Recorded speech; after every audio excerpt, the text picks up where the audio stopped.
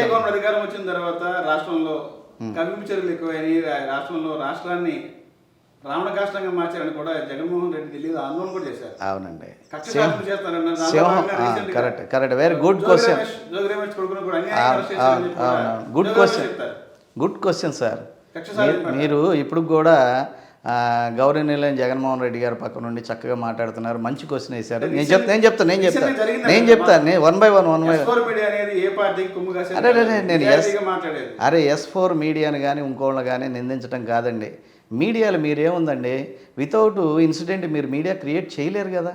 Without FIR Jogi Ramesh కొడుకుని arrest చేయలేం కదా.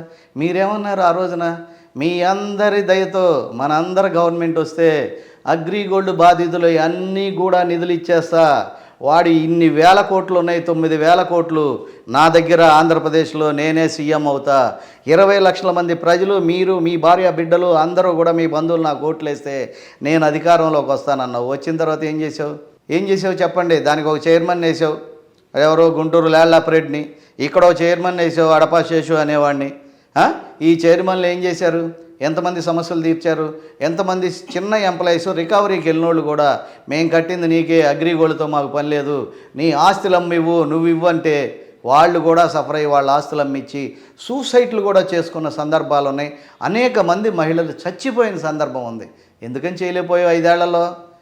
ఐలాండ్ ఎవరిది? అగ్రిగోల్డ్ ఆస్తులు కదా. అక్కడ చూడండి, టోల్గేట్ కాడ ఆస్తులు ఎవరే? ఐలాండ్ కదా, అగ్రిగోల్డ్ వాళ్ళే కాదా? విజయవాడ చుట్టుపక్కల చూడండి, ఇక్కడ చూడండి, ఇదే బ్యాంక్ కాలనీ పక్కన వెటనరీ కాలనీలో అట్లాగే పడమట్లో కూడా ఉన్నాయి. ఎందుకని మీరు ఆస్తులు సీజ్ చేయలే? ఎందుకని వాళ్ళకే మళ్ళీ అవకాశం ఇచ్చారు? ఎందుకని మీరు సీజ్ చేశారు? సర్వే నెంబర్ ఎందుకు మార్చారు? ఏ విధంగా ఉద్యోగస్తుల మీద ఎఫ్ఐఆర్ ఫైల్ చేస్తారు? If the incident is there, కనపడుతుంది క్లియర్గా, ఎవరు రిజిస్ట్రేషన్ చేసింది, so and so MRO, file the case on that person, ఎవరు చేయించుకుంది. వినండి, సబ్జెక్టు ఆబ్జెక్టు వెర్బెలాగో అట్లాగే సబ్జెక్ట్ వైడ్గా ఎవరు చేయించారు, పలానా ఆయన చేయించుకున్నాడు, కట్టండి ఎఫ్ఐఆర్. ఎవరు చేశారు, పలానోళ్ళు చేశారు, కట్టండి ఎఫ్ఐఆర్. ఏమండి, మీరు దోచుకుంటే మీ అధికారాన్ని అడ్డం పెట్టుకుని అర్హత లేని జోగి రమేష్, అర్హత ఉంది భానుకి, సామునేని ఉదయ భానుకి, 14 సంవత్సరాలుగా ఇదే వైఎస్ఆర్ పార్టీని బతికిచ్చింది భాను గారు, బతికిచ్చింది పార్థసారథి బీసీ ఇంకో ఆయన, ఈయన మా కాపు.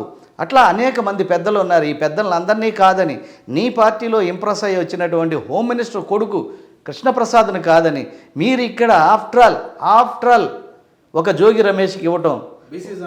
అరే, he is not use to the BC also.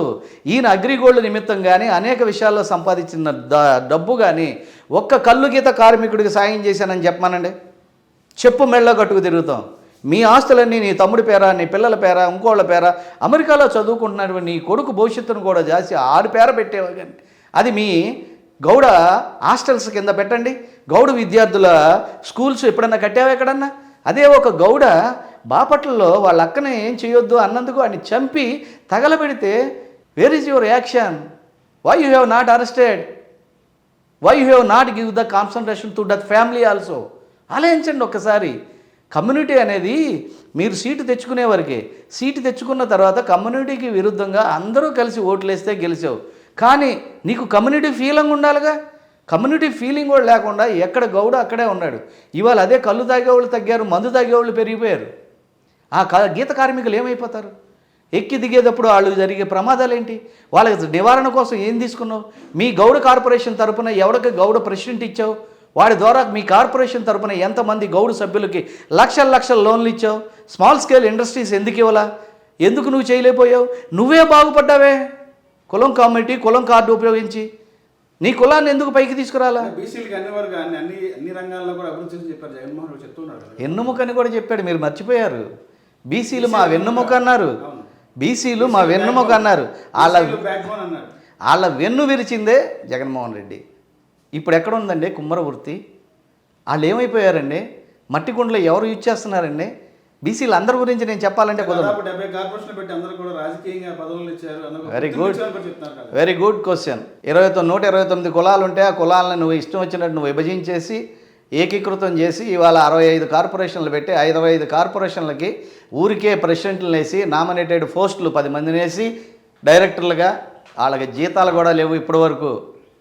Release చేయమనండి ఒక్కొక్క కులానికి సంబంధించిన corporation. For example Kapu corporation Adapa Seshu ఆయన సంపాదించుకున్నాడు 100 కోట్ల వరకు అంట ప్రజలందరూ అనుకుంటున్నారు.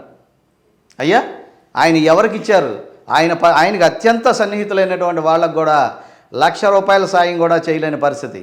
అదే రామాంజనేయులు ఉన్నప్పుడు చూడండి, కాపు కార్పొరేషన్ తరపున లోన్లు ఇచ్చాడు, గ్యాదర్లు ఇచ్చాడు, ట్రాక్టర్లు ఇచ్చాడు, జేసీబీలు ఇచ్చాడు, ఇన్నోవా కార్లు ఇచ్చాడు. నువ్వేమిచ్చావు? వినండి. నేను చెప్తాను కదండి, ఈడ అభివృద్ధి ఏంటో ఇదేంటో అన్నీ చెప్తాను నేను. వాస్తవంగా కార్పొరేషన్ గురించి మాట్లాడుతున్నాం కదా. విదేశీ విద్యా విధానం అని చెప్పి ఆ రోజున గౌరవనీయులైన చంద్రబాబు గారు విదేశాలకు వెళ్ళినటువంటి వేల మంది విద్యార్థులకి 10 లక్షలు ఇస్తే అందులో పెండింగ్ 4-5 లక్షలు ఉంటే ఆ డబ్బులు కూడా మీ గవర్నమెంట్ వచ్చిన తర్వాత ప్రోటోకాల్ ప్రకారం ఆ గవర్నమెంట్ అమలు చేసింది. ఫర్ ఎగ్జాంపుల్ మీ నాన్నగారు పెట్టిన 104, 108 అట్లాగే ఆరోగ్యశ్రీ ఎలా అమలు చేస్తున్నారో అట్లా అమలు చేయవలసిన బాధ్యత ఇదే విదేశీ విద్యా విధానంలో మీకు లేదా అండి? వాళ్ళకి ఎందుకని ఇవ్వలేదండి? ఇదే విద్యార్థులు విదేశాలకు వెళ్ళి అక్కడ ఆగిపోయి మన సౌదీ కంట్రీస్కి వెళ్ళి ఒక పని అని ఇంకో పని చేసుకున్నటువంటి కూలీల్లాగా అక్కడ షాపుల్లో షాపింగ్ కాంప్లెక్స్ల్లో పనిచేసుకుంటూ సర్టిఫికెట్లు అక్కడ ఉండిపోయి 4 లక్షలు కట్టలేక ఇప్పుడు కూడా నరకం అనిపిస్తున్నటువంటి ఎంతమందిని చూపించమంటారు చెప్పండి, నేను చూపిస్తాను మీకు. కోర్టుకు వెళ్ళి కోర్టు కూడా ఆర్డర్ ఇచ్చింది వాళ్ళకి ఇవ్వాల్సిన 4 lakhs బ్యాలెన్స్ గవర్నమెంట్ ఇవ్వాలి. అది ఏ గవర్నమెంట్ అనేది కాదు, వాళ్ళ సర్టిఫికెట్లు అక్కడ ఉన్నాయి, వాళ్ళకి ముందు ఇమీడియట్లీ పే చేయండి అన్నా కానీ పే చేయని సందర్భాలు.